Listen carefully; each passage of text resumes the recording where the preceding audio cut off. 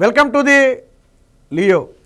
జగన్మోహన్ రెడ్డి 5 ఏళ్ల పాలన ఎంత అస్తవ్యస్తంగా జరిగిందో, ప్రజలు ఎన్ని ఇబ్బందులు పడ్డారో మొన్న ఎన్నికల్లో ఓట్ల ద్వారానే తెలిపారు, అందరికీ తెలిసిన విషయమే.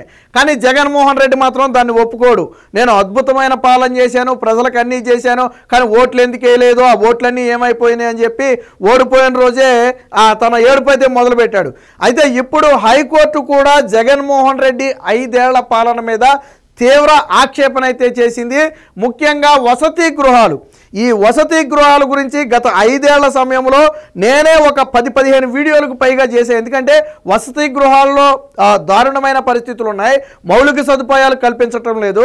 పాపం వాళ్ళేదో తల్లిదండ్రులు ఉండో లేకో అక్కడ ఉండి చదువుకుంటే బాగా చదువుకుంటారు, వాళ్ళకి బడ్డెం తగ్గుద్దనే ఉద్దేశంతో పేరెంట్స్ పంపుతుంటే కనీసం వాళ్ళకి ఉండటానికి, పడుకోవడానికి చోట్లేక, కప్పుకోవడానికి దుప్పట్లాక, తాగటానికి మినరల్ వాటర్ లాగా ఇబ్బంది పడుతున్నటువంటి పరిస్థితి.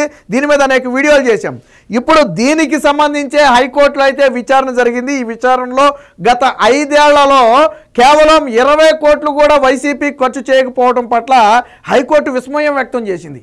ఏంటి, ఒక ప్రభుత్వం 5 ఏళ్లలో దాదాపు 1,00,000 మందికి పైగా విద్యార్థులు చదువుతున్నటువంటి రెసిడెన్షియల్ హాస్టల్లో 20 కోట్లు కూడా కేటాయించలేదా?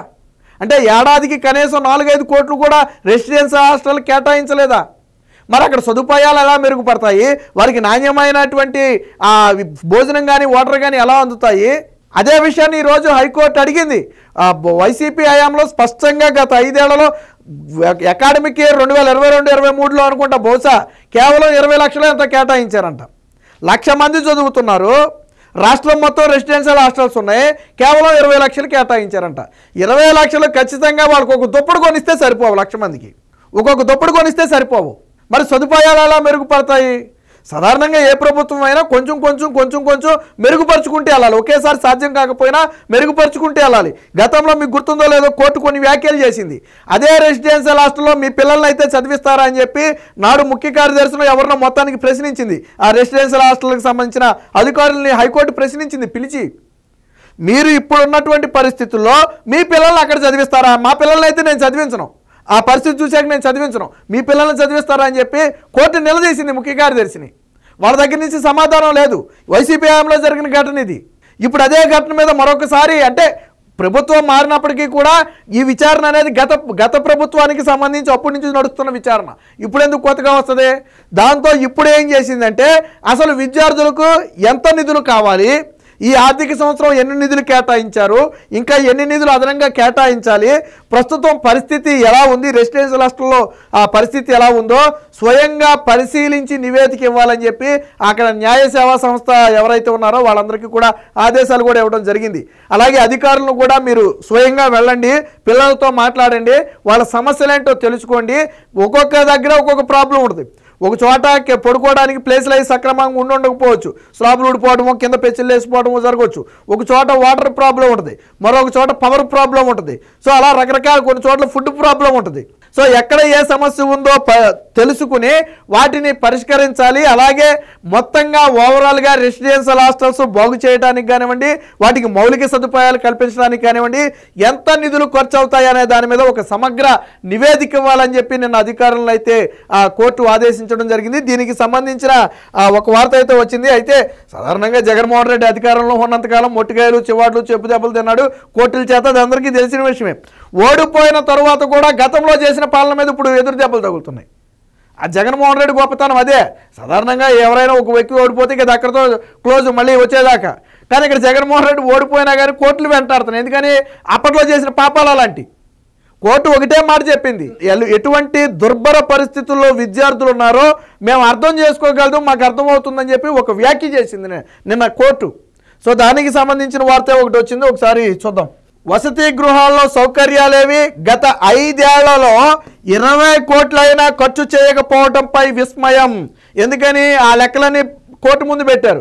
గత 5 ఏళ్లలో మీరు రెసిడెన్షియల్ హాస్టల్కి ఎంత ఖర్చు పెట్టారు, మౌలిక సదుపాయాలకు ఎంత ఖర్చు పెట్టారు, దానికి సంబంధించిన నివేదికలు ఇవ్వండి అంటే నివేదిక చూసి హైకోర్టు షాక్ తింది. 20 కోట్లు కూడా ఖర్చు పెట్టాల. 5 ఏళ్లలో రాష్ట్రం మొత్తం మీద ఉన్న మొత్తం రెసిడెన్షియల్ హాస్టల్కి 20 కోట్లు కూడా ఖర్చు పెట్టాల. కోర్టు షాక్ తింది. అదే ప్రశ్న అడిగింది, పిల్లల కులాల ప్రస్తావన ఎందుకని ప్రశ్న. హాస్టళ్లలో సౌకర్యాలపై నివేదిక ఇవ్వాలని సాంఘిక సంక్షేమ శాఖ ముఖ్య కార్యదర్శికి ఆదేశం. సాంఘిక సంక్షేమ వసతి గృహాలు అలాగే డాక్టర్ బిఆర్ అంబేద్కర్ గురుకుల సంక్షేమ వసతి గృహాల్లో మౌలిక సదుపాయాల కోసం వైసీపీ ప్రభుత్వ హయాంలో నామమాత్రంగా నిధులు విడుదల చేయడాన్ని హైకోర్టు తీవ్రంగా ఆక్షేపించింది. 2021-22లో కేవలం 24 లక్షలు విడుదల చేశారు. అంటే ఒక అకాడమిక్ ఇయర్కి సంబంధించిన మనం మాట్లాడుకునేది. ఒక అకాడమిక్ ఇయర్లో ఈ లెక్కన మొత్తంగా చూసుకుంటే 5 అకాడమిక్ ఇయర్ల వాళ్ళ కాలంలో ఉన్నాయి అనుకుంటే మొత్తం ₹1 కూడా కేటాయించాలి. యావరేజ్ ₹1 కేటాయించుంటారు అంతే కదా. ఇది అకాడమిక్ ఇయర్ 21-22లో 24 లక్షలు ఇచ్చారు. దీని మీద విస్మయం వ్యక్తం చేసింది. ఆ సొమ్ముతో వసతి గృహాల్లో సదుపాయాల కల్పన ఏ విధంగా సాధ్యమని ప్రశ్నించింది. 2021-22కు పూర్వము ఆ తరువాత సైతం తూతూ మంత్రంగానే నిధులు కేటాయించారని గుర్తు చేసింది. ఓవరాల్గా 2019 నుంచి 2024 మధ్య కాలంలో వసతి గృహాల్లో మౌలిక సదుపాయాల కోసం 20 కోట్లు కూడా ఖర్చు చేయలేదని పేర్కొంది. మొత్తంగా 90,000 మంది విద్యార్థులు ఉంటున్న వసతి గృహాల్లో దాదాపుగా 1,00,000 మంది ఉంటున్నారు. సిబ్బంది ఆళ్ళు ఇళ్ళు కలిపి 1,00,000 మంది పైనే ఉంటారు.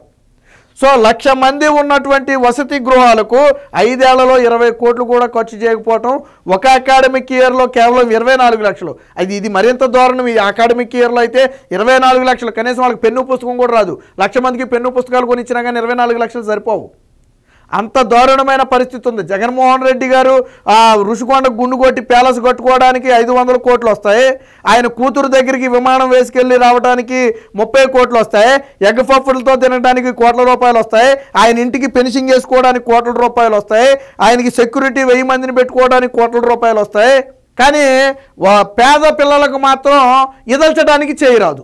24 లక్షలు కేటాయించారండి. మరి ఏం చెప్పుకోవాలో ఒకసారి మీరే చూడండి. సో అంటే వసతి గృహాల్లో పరిస్థితి ఏ విధంగా ఉంటుందో తాము అర్థం చేసుకోగలమని చెప్పి వ్యాఖ్యానించింది. ఇక 24-25లో ఎన్ని నిధులు కేటాయించారు, ఒకవేళ ఇప్పుడు కేటాయించిన నిధులు చాలకపోతే ఇంకా ఎన్ని అదనపు నిధులు కేటాయించాల్సి ఉంటుందో చెప్పాలని చెప్పింది. అవసరమైతే ప్రభుత్వానికి ఆదేశాలు కూడా ఇస్తుంది. మీరు ఫర్ ఎగ్జాంపుల్ ఈ ఏడాది 1 కోటో 2 కోట్లు ఇచ్చారనుకోండి, అవి చాలా ఇంకో 2 కోట్లు యాడ్ చేయండి అని చెప్పి గవర్నమెంట్కి కోర్టు కూడా చెప్పొచ్చు. సో దాన్ని పరిగణలోకి తీసుకుని విడుదల కూడా చేయొచ్చు. దీనికి సంబంధించిన వార్త మరొకటి కూడా వచ్చింది, చూద్దాం. ఇవేం హాస్టళ్లు 5 ఏళ్లలో కనీసం 20 కోట్లు కూడా ఖర్చు చేయలేదు. నాటి జగన్ ప్రభుత్వ నిర్లక్ష్యంపై హైకోర్టు ఆగ్రహం. సాంఘిక గురుకుల హాస్టళ్ల దుస్థితిని ఊహించగలం. ఈ ఆర్థిక సంవత్సరం ఎన్ని నిధులు ఇచ్చారు, వసతుల మెరుగుకు ఇంకా ఎన్ని నిధులు కావాలో చెప్పండి. సోషల్ వెల్ఫేర్ ముఖ్య కార్యదర్శి అలాగే కమిషనర్ ఇద్దరికీ కూడా ఆదేశం. హాస్టళ్లను సందర్శించి విద్యార్థులతో మాట్లాడాలని చెప్పి జిల్లా న్యాయ సేవాధికార సంస్థలకైతే దిశానిర్దేశం చేసింది. ఎందుకంటే విద్యార్థులతో మమేకమై వారితో మాట్లాడితే తప్ప వాళ్ళ సమస్యలు ఏమిటనే తెలియదు. అధికారులదే ఉంది, సాధారణంగా ఏసీ రూములో కూర్చుంటే వాళ్ళకి అది లేదా వీళ్ళకి ఇది లేదా అని చెప్పి అంటారు తప్ప వాస్తవానికి దగ్గరికి వెళ్తే తప్ప తెలియదు. అన్నిటికంటే ప్రధాన సమస్య ఏంటంటే వారు పడుకోవడానికి సరైన ప్లేస్ లేకపోవటం, అలాగే వారికి బేసిక్గా రెసిడెన్షియల్ హాస్టల్ ఏంటంటే వాళ్ళకి సంబంధించిన అన్ని వస్తువులు కూడా ఇస్తారు. అంటే ఆ దుప్పటి దగ్గర నుంచి, పెట్టి దగ్గర నుంచి, బెడ్ దగ్గర నుంచి అన్నీ కూడా రెసిడెన్షియల్ హాస్టల్ వాళ్ళకి ప్రొవైడ్ చేస్తారు. బట్ జగన్మోహన్ రెడ్డి వచ్చిన తర్వాత వీరు ప్రొవైడ్ చేయకపోవడంతో వాళ్ళే సొంత డబ్బులతో కొనుక్కునో లేదా తల్లిదండ్రులను అడిగి కొనిపించుకోవాల్సిన పరిస్థితి వచ్చింది. సరే ఆ దుప్పటి అవన్నీ కొనుక్కున్నారు అంటే పడుకోవడానికి ప్లేస్ ఉండదు, తాగడానికి మినరల్ వాటర్ ఉండదు. ఇక ఫుడ్ దగ్గరికి వెళ్తేనేమో నాసిరకమైన ఫుడ్. గతంలో అనేక సందర్భాల్లో విద్యార్థులు బయటకు వచ్చి ధర్నాలు చేసి పేపర్లు ఎక్కిన ఘటనలు ఉన్నాయి. ఎందుకు ఫుడ్ సరిగ్గా పెట్టలేదని. ఒక్కొక్క చోట మెస్సులో ఫుడ్ అంటే వాళ్ళకి ఒక మెనూ ఉంటుంది రెసిడెన్షియల్ హాస్టల్లో, ఆ మెనూ ప్రకారం ఫుడ్ పెట్టట్లేదని, ఎగ్ రోజు ఎగ్ పెట్టకపోవడం, చికెన్ రోజు చికెన్ పెట్టకపోవడం, ఇలా రకరకాల రీజన్స్ ఉన్నాయి. అనేక ఘటనలు గతంలో జరిగాయి. దీని మీద నేనే అనేక వీడియోలు కూడా చేశా. ఇప్పుడు అదే పరిస్థితి గురించి ఈరోజు హైకోర్టు కూడా ఆక్షేపించింది. అయితే కూటమి ప్రభుత్వం వచ్చిన తర్వాత సంక్షేమ హాస్టళ్లను మారుస్తామని చెప్పి గతంలో హామీ ఇచ్చింది. ఇచ్చిన హామీకి అనుగుణంగానే ఇప్పుడు నిధుల సంఖ్య కూడా పెంచారు. సంక్షేమ ఆల్రెడీ గతంలో చంద్రబాబు గారు మాట్లాడినప్పుడు కూడా సంక్షేమ హాస్టళ్లను కూడా ఇప్పుడు ప్రస్తుత పోటీ ప్రపంచానికి ధీటుగా తీర్చిదిద్దాలి, వారికి మౌలిక సదుపాయాలు కల్పనలో ఎటువంటి వెనకడుగు వేయొద్దని గత సమీక్ష సమయంలో కూడా చంద్రబాబు గారు రెసిడెన్షియల్ సమీక్ష సమయంలో కూడా చెప్పడం జరిగింది.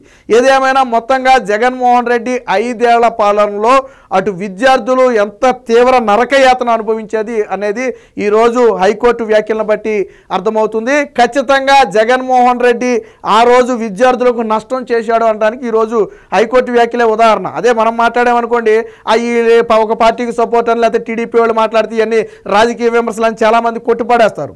వాస్తవం ఏంటంటే రాజకీయంగా మీరు కప్పిపుచ్చినా ఏం జరిగింది అనేది ఆ తల్లిదండ్రులకు తెలుస్తుంది. ఆ పిల్లోడు ఎటువంటి పరిస్థితుల్లో ఉన్నాడో పేరెంట్కి తెలియదా? ఇంటికాడ 1,00,000 మంది విద్యార్థులు ఉన్నారు, 1,00,000 కుటుంబాలకి ఎటువంటి పరిస్థితులు ఉన్నాయో తెలియదా వాళ్ళకి? సో బయట ప్రపంచానికి తెలియకుండా దాచిన వాస్తవం ఏంటనేది వాళ్ళకి తెలుసు. ఏదేమైనా హైకోర్టు మాత్రం జగన్మోహన్ రెడ్డి పాలనలో విద్యార్థులను తీవ్ర నిర్లక్ష్యం చేయడంపై అయితే తీవ్ర ఆగ్రహం వ్యక్తం చేసింది. ఖచ్చితంగా కూటమి ప్రభుత్వం అయినా సరే జగన్మోహన్ రెడ్డి చేసిన నష్టాన్ని ఇప్పుడు భర్తీ చేయాలి, విద్యార్థులకు పూర్తి స్థాయిలో మౌలిక సదుపాయాలు కల్పించాలని చెప్పి ప్రజలందరూ కోరుకుంటున్నారు.